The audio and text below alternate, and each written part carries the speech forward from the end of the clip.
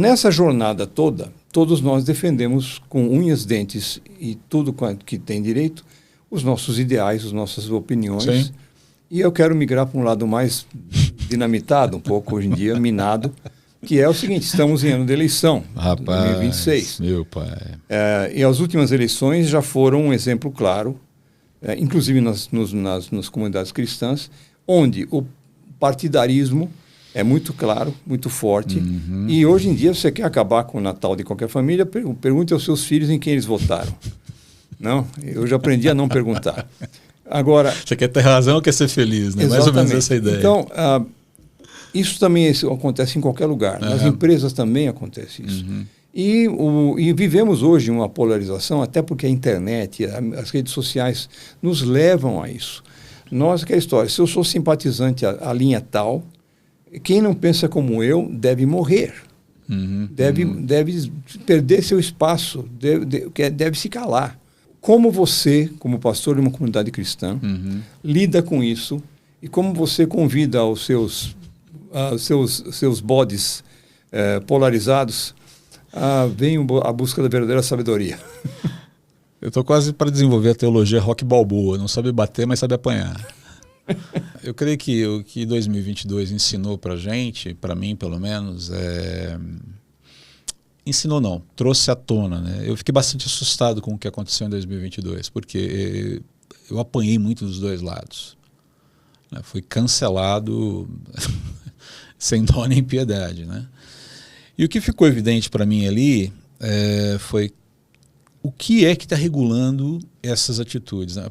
Pera lá, se o evangelho nos une, vamos lembrar lá de Paulo, né? É interessante porque toda essa situação das eleições em 22 e o potencial de divisão novamente agora em 26, me lembra um pouco a bronca que Paulo dá na igreja de Corinto sobre as divisões internas da igreja. Ele falou, olha, Cristo não está dividido. Por que essas facções entre vocês? E vamos lembrar que as facções ali eram por questões de preferência. Eu prefiro o cara que tem uma boa oratória, a turma de Apolo. A turma de Pedro era a turma provavelmente do poder, né? A turma do espírito, né? A turma de Paulo era a turma da teologia. E a turma de Jesus é a turma mais espiritualizada da igreja, que alguns teólogos dizem deveria ser a pior turma da igreja, né? Mas enfim, conjecturas à parte, se você parar para pensar o que aconteceu na polarização política, é algo semelhante, só que extrapolando para um assunto, digamos, periférico à vida da igreja. Periférico ao viver comunidade de fé. Foi assustador porque mostrou claramente uma ordem de prioridades no pensar aí. É a palavra de Deus que regula a minha visão de mundo ou é uma ideologia de mundo que regula a minha visão da palavra de Deus? Porque no primeiro momento, eu falei, para lá, gente, nós somos chamados a trabalharmos pela unidade do corpo de Cristo e a dizimarmos e eliminarmos, na medida do possível, com todo o nosso esforço, as nossas diferenças. E se você parar para pensar, quais são os mandamentos que Jesus deixa para a gente e que sintetizam todos os mandamentos das Escrituras? Amar Deus sobre todas as coisas e o seu próximo como você mesmo. Nessa questão da diferença de opiniões, dane-se o amor ao próximo. Dane-se o amor a Deus. O que importa é o que eu penso, o que eu acho, o que eu sinto. O programa do partido. Eu lembro que quando nós eu fiz uma série em Isaías em 2022 e eu estava muito preocupado com o rumo que as coisas já estavam tomando no Brasil, sobretudo dentro dessa dimensão mais da área judiciária brasileira, né? Comecei a ficar preocupado, comecei a ver e ir trabalhando princípios que deveriam regular as nossas percepções de vida, a nossa conduta e tudo mais, né? E lembrando que a igreja tem um papel profético, você tem que falar sobre o que está errado. Mas eu nunca mencionei nomes e nunca defendi nomes. Usei, olha, isso aqui está errado, essa atitude está errada, essa conduta está errada. E um pouco antes das eleições, eu lembro de ter listado as orientações apresentadas por um time de teólogos brasileiros ali no The Gospel Coalition no Brasil, que eu achei muito interessante, muito bem resolvida. Eu falei, olha, isso aqui deve ser digamos, o seu frame para escolher um candidato. Não tinha nenhuma indicação de candidato A, B, se deveria ser de um espectro ou outro da política. Mas estava lá, né? Algo que refletia os princípios bíblicos. Terminou o culto, rapaz, começou a chover mensagem no meu WhatsApp de críticas, porque você está enviesado, você está falando em prol do candidato X. Então, E outros criticando, então quem deveria ser mencionado por você no culto é o candidato B. Dos dois lados, apanhei dos dois lados ali. Depois, eu falei, uau, o que está acontecendo? Bom, onde eu quero chegar com tudo isso? O meu trabalho hoje, e eu sei que tem havido uma preocupação muito grande dos pastores em relação ao que vai acontecer, que a gente vive um repeteco de 2022, e eu creio que em alguma medida viveremos. O que nós precisamos continuar a fazer, a despeito das pauladas que levemos, é fazer aquilo que Paulo recomenda a Timóteo na sua segunda carta, capítulo 4, versículos 1 a 5. Prega a palavra. E aguenta o tranco. Por quê? As pessoas vão buscar para si mestres que falarão aquilo que elas desejam ouvir, inclusive nessa seara política. Eu não creio que isso vai mudar. Eu não sou otimista, eu sou bem honesto para você. Não creio que haja uma solução fácil para isso. A solução é simples. Evangelho, viva o Evangelho. O caminho é esse. Mas a questão é que o Evangelho, novamente, crença certa, mudando as minhas atitudes, mudando os meus afetos. Roger Olson, num livro chamado História das Controvérsias Cristãs, uma coisa assim, um livro muito interessante do Roger Olson, ele fala que nós precisamos entender que a fé cristã ela dialoga com dogma, doutrina e opinião. O dogma é aquilo que é revelado na palavra e é inegociável. Não tem o que discutir sobre isso aqui. A doutrina, de certa forma, é o arranjo, é a sistematização daquilo que foi revelado em tópicos, em assuntos, e ele pode ter uma vertente mais aqui, uma vertente mais ali. Por exemplo, se você for conversar com um batista, ele vai falar para você com todas as letras que o batismo que vale é o batismo por imersão. Por quê? É uma questão doutrinária. E no terceiro ponto, na terceira esfera, você tem ali a opinião. Todo mundo teologiza, todo mundo faz teologia. O que regula o quê? E qual é a ordem? Dogma é o fundamento, é o alicerce. A doutrina, que já foi pensada, as confissões de fé, as profissões de fé, você tem uma história da teologia aí que é colocada, né? E depois você formula a sua opinião. Tem uma ordem, né? Tem uma hierarquia aí. O que acontece hoje? Começo pela opinião. A opinião vale mais do que tudo. Não tem perigo de dar certo. E quando você tenta chamar as pessoas para dialogar a partir daquilo que a palavra de Deus está falando, veja bem, eu não estou falando para você, eu não estou querendo impor a minha opinião sobre a sua. Espera aí, mas você está entendendo que a sua opinião precisa de um frame que a regule? A reação muitas vezes é bastante intempestiva e não muito simpática. E invariavelmente acaba com um cancelamento. O que a gente tem que continuar fazendo é isso, né? A teologia Rocky Balboa, né? Aprenda a apanhar e siga pregando a palavra. Sempre haverá aqueles que ouvirão, sempre haverá aqueles que serão transformados e que serão alcançados de tal forma a viverem essa vida diferenciada, que não parte para o clinch, que não parte para o sopapo, e que tenta, ok, vamos transcender esse problema aqui, vamos tentar pensar além dele, né? Existem hoje líderes e comunidades que dão suporte a qualquer opinião que você tenha, por mais maluca que seja. O combo espiritual está muito variado. Então eu vou procurar. A inteligência artificial até te ajuda a achar essas comunidades, se você não tiver paciência de procurar. Depois me lembro de te passar um fluxo de que religião você pode escolher, depende das suas preferências, inclusive se você gosta de carne de porco ou não. Olha só que interessante. E você acha, como a gente brincava no tempo que eu era gordo, você sempre acha um médico que vai receitar, vai dizer que você pode comer aquilo que você quer comer. Então basta você consultar uns 5 ou 6 que você tem uma dieta completa e continuar gordo. Essa história toda, vamos dizer, essas opiniões, você colocou claramente, em vez de elas serem fruto de uma doutrina que nada mais é que uma organização do dogma ou a organização da experiência com Deus, você uma vez foi encontrado por Deus. Uhum. Uma vez encontrado por Deus, você buscou a respeito dele, lendo a Bíblia, lendo a palavra, estudando um pouco. Você estrutura um pouco para entender aquilo que você creu um dia. E aí você forma a tua opinião a partir do momento que você... Na verdade, no fundo, se você seguir a sequência, a sua opinião vai ter maiores chances de ser o que pensa Deus a respeito. Em teoria, deveria ser assim. Mas, claro, é muito mais fácil eu acordar dizendo, eu acho que... Sim.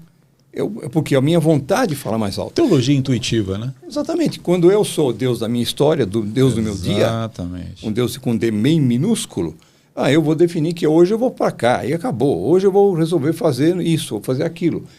O que vai dizer se eu sou feliz ou não é o resultado disso. Exatamente. É muito pragmático, de acordo com o meu querer, né? De acordo com a minha visão de mundo. E tem muita gente hoje fazendo até mais do que isso, mais do que dar opinião. Então, quando se fala em generosidade cristã, você tem hoje muita gente botando rios de dinheiro e ofertando verdadeiros rios de dinheiro, fruto do seu trabalho, para organizações que têm um viés X, Y, Z, não interessa qual, mas que fazem parte da comunidade que pensa como eu penso. Então, aqueles caras que pensam como eu se juntaram e começaram a fazer, ajudar populações que estão sensíveis a certos problemas, estão em vulnerabilidade. Sim. Vou lá e faço. Então, a assistência social, a generosidade deixou de ser algo que o meu coração se move a fazer, o que Deus me move a tal, porque eu vou investir no que o partido manda. A honestidade também passa a ser o conceito de honestidade passa a ser fluido. Eu sou honesto a partir do momento que eu defendo as causas da minha turma. Exatamente. Então, não importa qual. Então, eu torço para o Curitiba. Não interessa se o time fez ou não, se foi mão, se não foi. Eu vou lá e pego. Eu vou defender porque, afinal de contas, o que vale é o resultado. E assim vai. Justiça que se dane. Desde que seja para botar na cadeia aquele cara que eu não gosto, eu vou lá. Exatamente. Exatamente. E a gente está vivendo um momento assim no Brasil, né?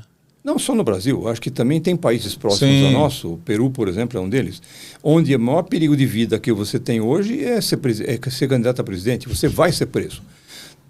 Os últimos 20 anos mostram que todos foram. Então, por quê? Porque o novo rei se elegeu ou foi feito rei, morte ao velho rei. Viva o novo rei. E o povo todo fala, viva o novo rei.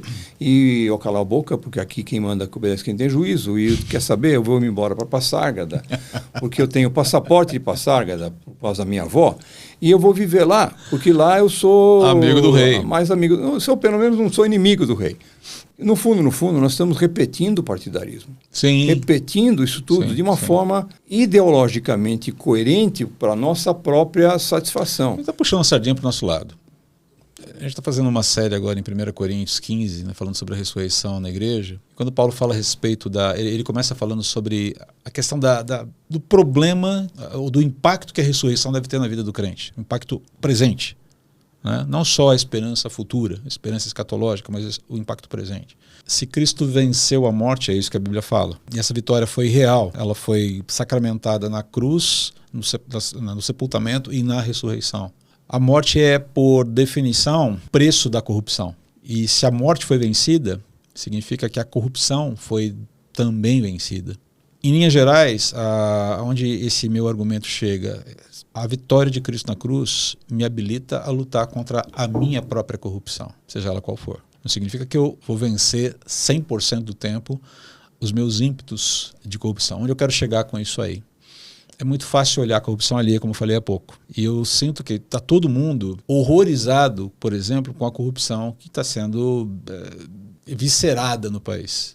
Mas o ponto é, eu não quero perder, e com isso a gente faz esses movimentos mais, digamos, ideológicos, né? Com base naquilo que nós vemos, a gente está vendo, olha só, eu não disse que era assim, eu não disse que o sujeito, que o fulano agia de tal forma, está vendo como eu tinha razão, tenho ouvido isso direto.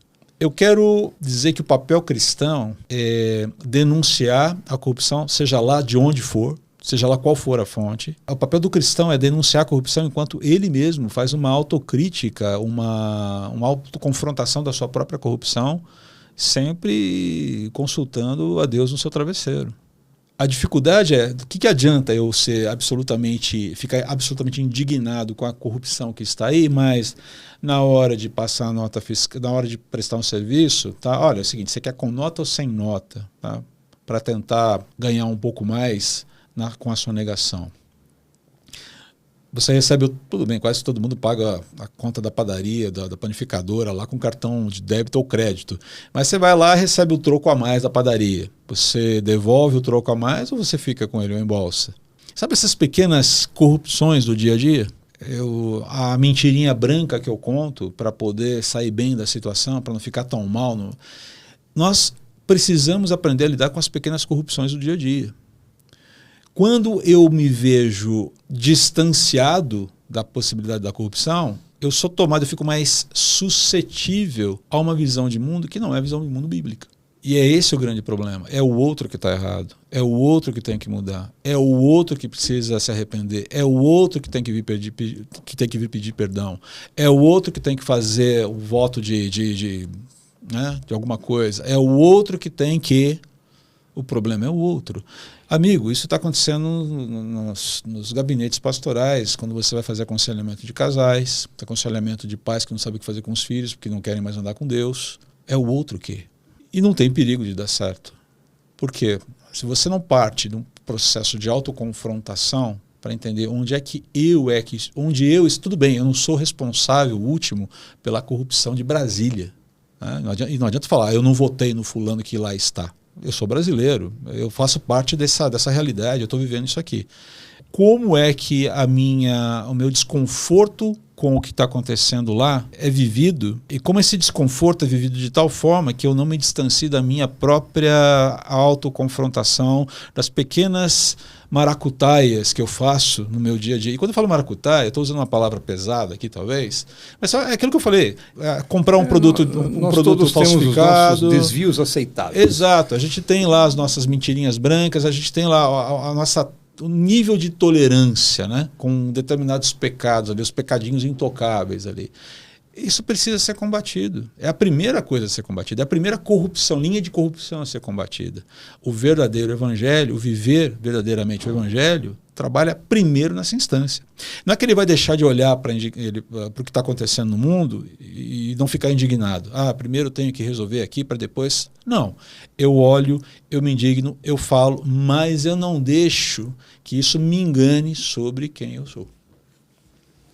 No fundo, se fizer essa análise, nós todos vamos ver que a corrupção vive em nós porque nós nascemos dentro dela. Eu não falo da corrupção política, estou falando da corrupção como ser humano. Então, nós somos falhos, a nossa tendência, nascemos em pecado. E assim vamos ficar. Nós precisamos da ajuda do envolvimento de Deus, da redenção de Deus sobre nós, para que nós possamos, inclusive, nos livrar dele. Exato. E isso me aproxima do meu irmão e não me afasta dele. Me faz mais simpático à dor dele, à dúvida dele, até mesmo ao equívoco dele. Não no sentido do equívoco, de ser simpático ao equívoco, mas aos movimentos que muitas vezes nos levam ao equívoco. Porque eu também estou sujeito a isso.